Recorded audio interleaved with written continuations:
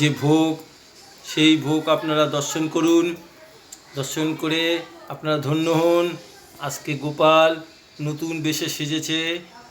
গোপালকে কেমন লাগছে এটা অবশ্যই কমেন্টে জানাবেন এবং গোপালকে দর্শন করুন।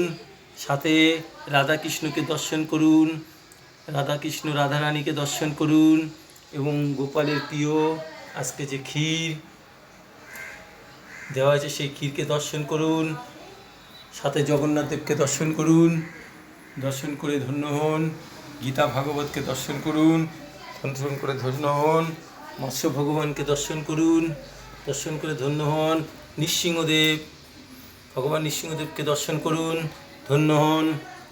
দেবাদিদেব মহাদেব, যার কৃপায় বৈষ্ণবের কৃপা হয়, তাকে দর্শন করুন এবং গোপালকে আরও কেমন সুন্দর লাগছে কমেন্টে জানান। রাধে রাধে, হরে কৃষ্ণ। সবাই গোপালের এই সুন্দর রূপকে দর্শন করে ধন্য হন। আজকে ভিডিও এখানেই শেষ করলাম।